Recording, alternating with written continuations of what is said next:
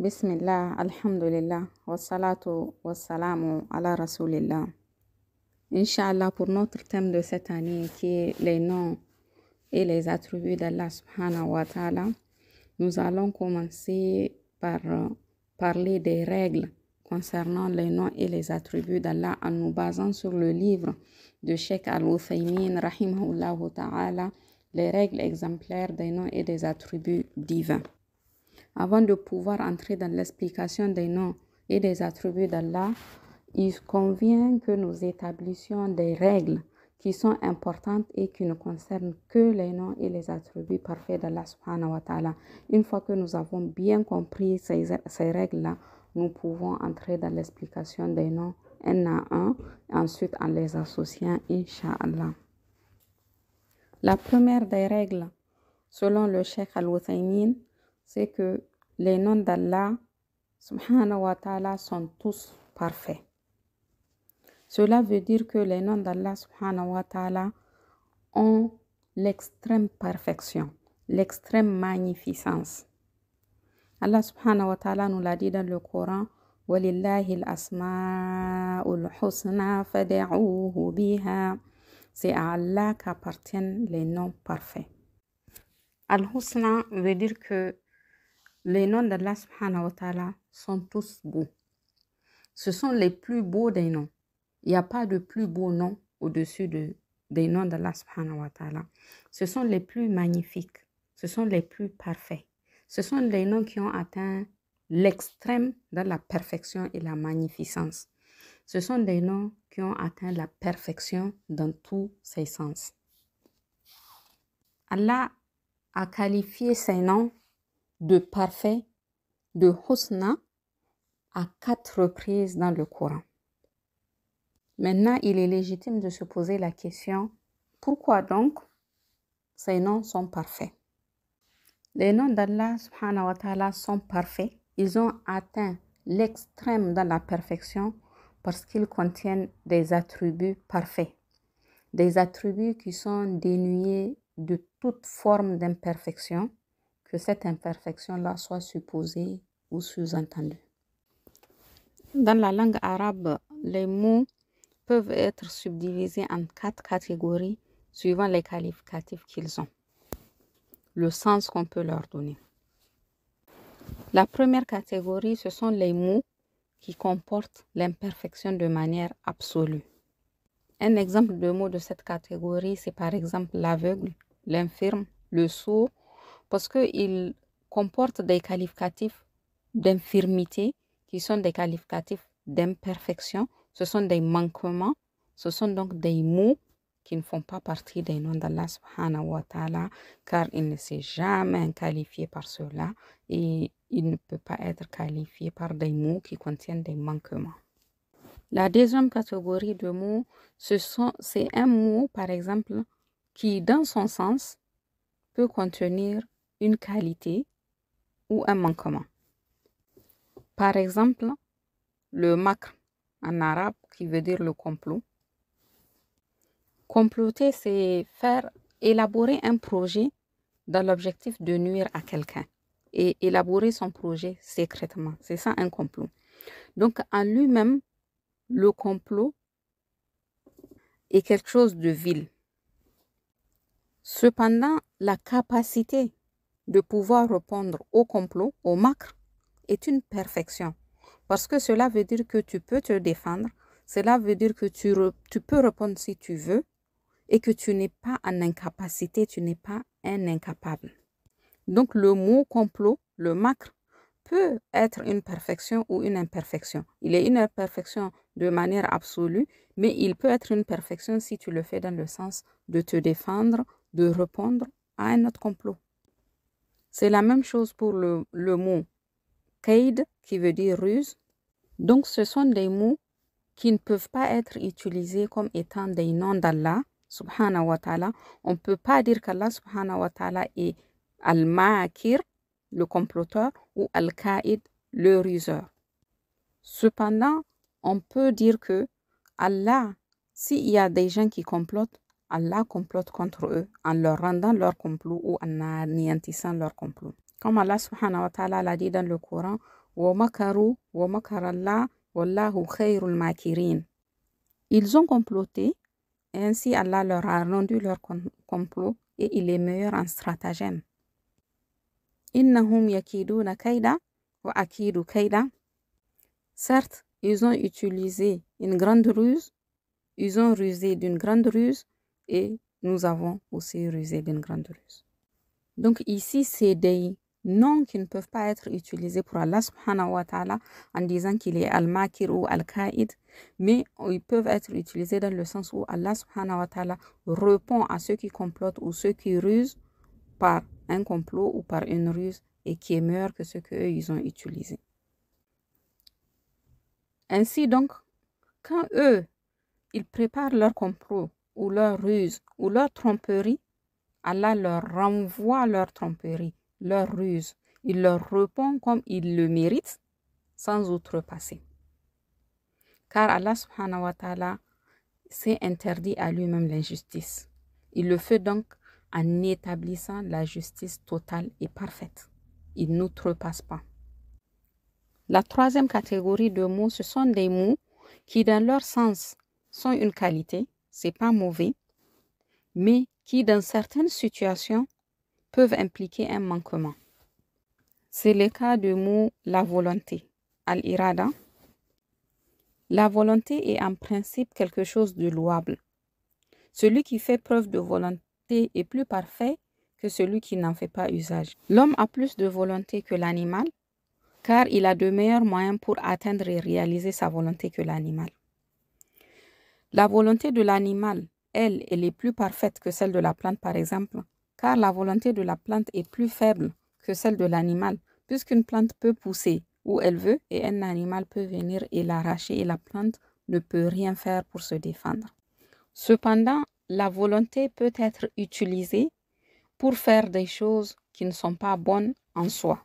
Donc, on peut avoir la volonté pour faire des bonnes choses, comme le fait de faire la sadaka, ou on peut avoir la volonté pour faire des mauvaises choses, comme le fait de faire du vol. Du coup, on ne peut pas appeler Allah subhanahu wa ta'ala al-Murid. Al-Murid, c'est le nom qui est utilisé pour celui qui a la volonté. Mais on sait que Allah a cette qualité, qui est le fait d'avoir la volonté. C'est un des attributs d'Allah subhanahu wa ta'ala. On dit qu'Allah, il a la volonté, car ce qu'il veut est, et ce qu'il ne veut pas n'est pas. وَلَكِنَّ اللَّهَ يَفْعَلُ مَا يُرِيدُ. Mais Allah, certes, fait ce que lui, il veut. Donc Allah subhanahu wa ta'ala a l'attribut de volonté, mais on ne peut pas dire que Allah est al-Murid, le nom qui est rapporté à la volonté. La quatrième catégorie de noms, ce sont des noms qui comportent des attributs de perfection. Ce sont des noms dont la perfection est absolue, qui n'impliquent aucune imperfection, que ce soit par supposition ou par sous-entendu.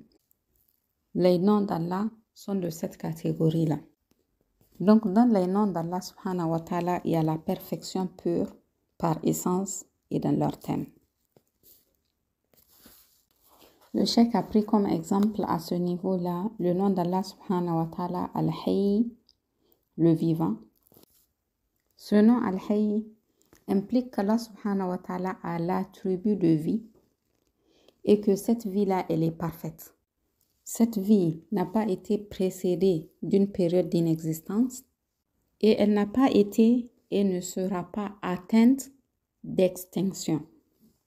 Donc Allah subhanahu wa ta'ala est al-Hayy, le vivant, qui a une vie pleine et parfaite, qui n'a pas eu de début et qui n'aura pas de fin, tout en comprenant que la perfection de cette vie-là comporte des attributs comme la science, l'omniscience, lui, la vue, la puissance et d'autres attributs de perfection.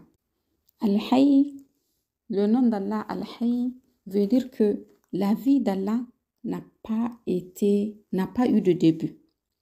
Car Allah est Al-Awwalu, donc il est le premier, il n'y a rien qui est avant lui. Il est aussi Al-Akhir, le dernier et rien ne viendra après lui. Donc, sa vie ne sera pas atteinte d'extinction, n'aura pas de fin. Ce nom Al-Hayy a été cité 5 fois dans le Coran.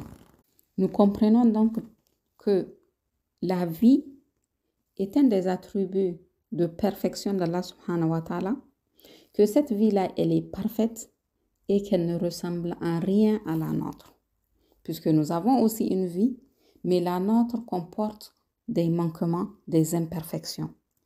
Nous n'étions pas, nous n'existions pas, et Allah nous a créés à partir du néant. Donc notre vie a un début. Ensuite, sans aucun doute, nous allons tous goûter à la mort. Kullu nafsin dha'iqatul maut. Donc notre vie connaîtra sans aucun doute une fin. Et pendant notre durée de vie, nous avons besoin d'Allah subhanahu wa ta'ala pour pouvoir exister, pour pouvoir vivre, pour nous nourrir, pour apprendre. Et pendant cette vie, nous pouvons connaître la maladie, l'ignorance, l'impuissance, l'incapacité. Et tout ceci constitue des manquements qui sont inhérents à notre vie, mais qui ne font en aucun cas partie de la vie parfaite d'Allah subhanahu wa ta'ala. Ensuite, le cheikh rahimahullah ta'ala a pris comme deuxième exemple le nom d'Allah subhanahu wa ta'ala al-alim, qui veut dire l'omniscient, celui qui a la science parfaite. Cela implique qu'Allah subhanahu wa ta'ala a l'attribut de science et que cette science-là, elle est parfaite parce qu'elle n'a jamais été précédée d'une période d'ignorance et qu'elle ne peut être affectée par l'oubli. Allah subhanahu wa ta'ala a dit dans le Coran: قال علمها عند ربي في كتاب لا يضل ربي ولا ينسى. La connaissance à son sujet se trouve auprès de mon Seigneur dans un livre. Mon Seigneur ne peut s'égarer ni oublier. Ici, le sens de s'égarer prend le sens de ignorer. Donc, la science d'Allah subhanahu wa ta'ala est une science qui est étendue. C'est une science qui embrasse toutes choses. C'est une science qui ne peut pas connaître d'oubli. Au contraire de la science de l'être humain, qui a un début, puisque quand nous naissons, nous ne connaissons rien. Allahu akhrajakum min butuni ummahatikum la ta'lamuna shay'a. Allah vous fait sortir du ventre de vos mères alors que vous ne savez rien. Donc tout ce que nous apprenons comme science, c'est quelque chose que nous avons acquis à un certain moment. Donc notre science a un début. Et notre savoir peut être atteint par l'oubli. Rabbana la tu'akhidna in nasina aw akhtana. C'est une invocation qui se trouve dans les 2 derniers versets de la sourate al-Baqarah. Notre Seigneur ne nous tient pas rigueur si nous oublions ou si nous commettons une erreur. Donc, la science de l'être humain, le savoir de l'être humain est sujet à l'oubli.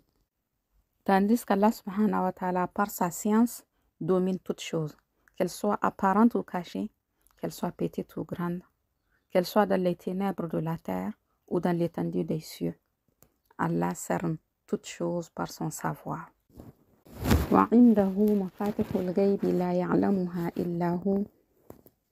Il possède les clés du mystère, nul autre que lui ne les connaît. Il sait ce qu'il y a dans les mondes terrestres et maritimes.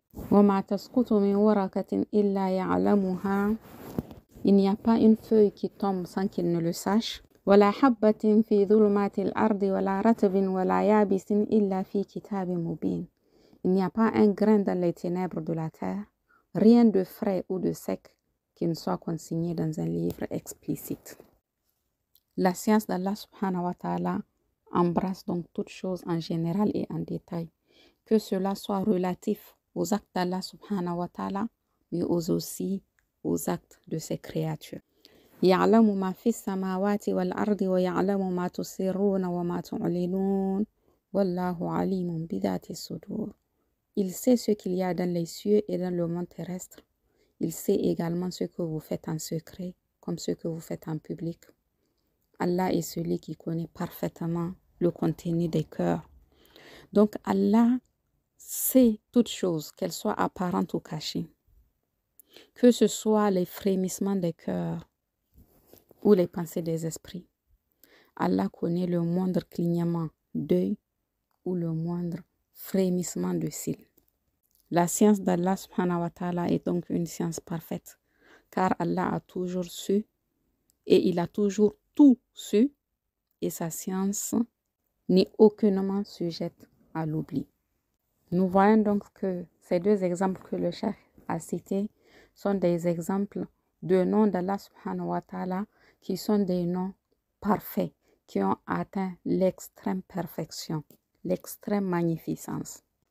La perfection, donc, concernant les noms d'Allah subhanahu wa ta'ala, est relative à chaque nom de manière isolée, mais également quand deux noms d'Allah subhanahu wa ta'ala sont associés. Donc, quand il y a un nom d'Allah subhanahu wa ta'ala qui est associé à un autre nom d'Allah, on obtient une perfection au-dessus d'une perfection, on obtient une perfection supérieure. Un exemple d'association de noms qui est très souvent cité dans le Coran, c'est Al-Aziz, Al-Hakim. C'est les noms d'Allah, l'omnipotent Al-Aziz, et le nom d'Allah, Al-Hakim, le très sage, qui sous-entend qu'Allah subhanahu wa ta'ala a l'attribut de puissance au niveau du nom Al-Aziz et l'attribut de Hukum, le règne, et l'attribut de Hikmah, la sagesse, au niveau du nom d'Allah Al-Hakim. L'association donc des noms d'Allah Al-Aziz Al-Hakim indique une perfection supérieure, une perfection extrême. Cela veut dire que la puissance d'Allah subhanahu wa ta'ala est conjointe à la sagesse. La puissance d'Allah n'implique pas d'injustice ou de mauvaises actions, comme cela peut être le cas pour les puissants dans ce bas monde. Ainsi, un roi qui est puissant sans sagesse peut être injuste et devenir un tyran. Un roi qui est sage mais qui n'a pas de puissance devient incapable d'imposer ce qu'il veut. Allah est donc Al-Aziz Al-Hakim, il est à la fois puissant et sage, sans aucune injustice ni tyrannie. Tout ce qu'Allah subhanahu wa ta'ala fait, il le fait avec sagesse et il l'administre avec puissance.